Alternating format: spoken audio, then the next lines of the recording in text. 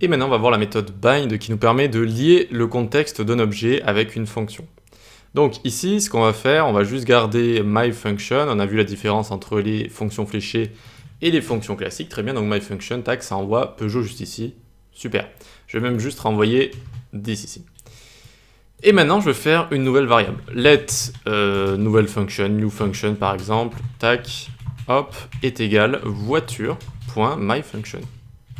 Et qu'est-ce qui va se passer, à votre avis, ici, si maintenant j'appelle nouvelle fonction? Ben déjà, qu'est-ce qui s'est passé là? J'ai réassigné, ou plutôt j'ai assigné une valeur à ma variable ici. J'ai assigné une valeur. J'ai assigné ça comme valeur. J'ai assigné fonction console log 10. Et c'est ça qu'il faut comprendre. C'est juste que j'ai assigné fonction console log 10. Regardez, si je le log, c'est ça que ça va me renvoyer. Nouvelle function, hop, et regardez, f comme function, les parenthèses, accolade, console log 10, c'est exactement ça qui se passe ici. C'est exactement ça. Ok? J'ai assigné ça comme valeur à ma variable. Et maintenant, qu'est-ce qui se passe si j'appelle ça? Hop, qu'est-ce qui se passe ici? Eh bien, j'ai l'objet parent. J'ai l'objet parent parce que ici, ce qui va appeler ma fonction, c'est l'objet global et ce n'est plus mon objet juste ici. D'accord? À partir du moment où je lui ai donné cette valeur, eh bien, cette valeur, elle s'est complètement détachée de l'objet. C'est juste du texte, en fait. C'est juste du texte, fonction, etc.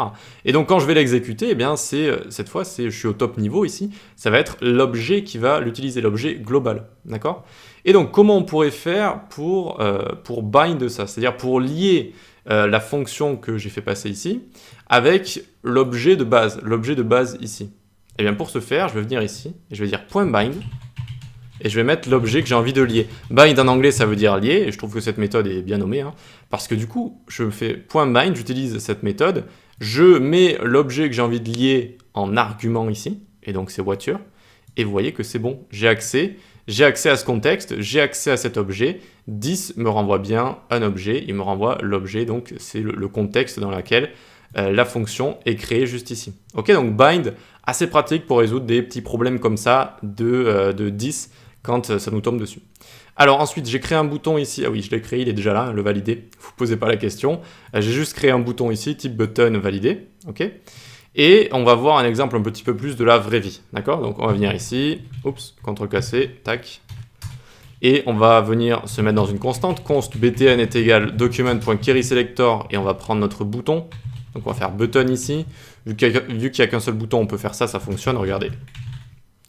On va avoir notre bouton. Ok. Vu qu'il n'y en a qu'un seul, s'il y en avait plusieurs, ça aurait juste sélectionné le premier. Attention.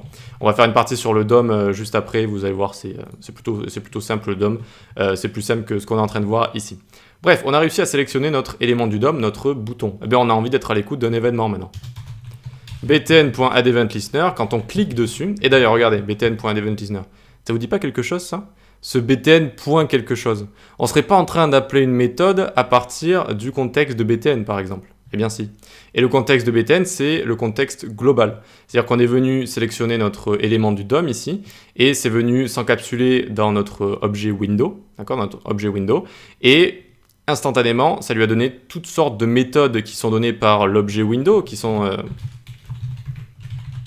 toutes ces méthodes-là. Regardez, alors, console log window, fail to execute, oui, alors attendez, parce qu'on lui a pas passé d'argument, il n'est pas content.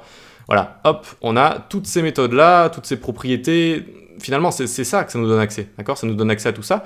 Et notamment avec un élément du DOM, ça nous donne accès à toutes les méthodes qu'on peut associer à un élément du DOM. C'est-à-dire, on peut être à l'écoute d'événements sur les éléments du DOM. Donc ici, btn, c'est bien un élément du DOM, vous avez compris. Et donc, elle attend quoi, cette méthode? D'abord, en premier, l'événement en lui-même. Ici, ça va être clic, d'accord? Donc, quand on clique dessus. Ok, donc quand je vais cliquer dessus, j'ai envie de montrer, par exemple, 10.année, par exemple. J'ai envie de montrer l'année de la voiture, voilà. On imagine qu'il y a un bouton sur le bon coin ou quoi que ce soit. On clique, tac, ça montre l'année de construction de quoi que ce soit. Et donc, voyons voir si ça fonctionne. Je vais faire voiture ici, .myFunction. Déjà, pour commencer, je clique et ça m'envoie undefined. Ça m'envoie undefined parce que, tout simplement, je n'ai pas accès au 10, donc au contexte de cet objet. Je n'y ai pas accès. Comment je fais pour y avoir accès? Eh bien, je fais voiture.myfunction, .bind, voiture. Hop. Et tac, j'ai bien accès à 2007 ici. Vous voyez que ça fonctionne bien. Ici, ça fonctionne bien. On a réussi à bind le contexte de mon objet ici directement avec la méthode ici. Parce que le contexte de ma méthode, la méthode qui est addEventListener, c'est l'objet global. C'est l'objet global, d'accord? Même si à l'intérieur, ça appelle une fonction, etc. C'est comme ce que je vous ai montré ici. Ça appelle juste une fonction avec écrit 10 à l'intérieur. La fonction n'est plus liée à l'objet juste ici, ok? Et donc, ça l'appelle et ça n'a pas de contexte. Sauf si vous bindez tout ça, sauf si vous allez lier tout ça. Et là, à ce moment-là, ça fonctionne. Donc la méthode bind, si vous avez des problèmes avec 10, n'hésitez pas à l'utiliser pour vous lier au contexte de l'objet que vous voulez. Allez, on passe à la suite.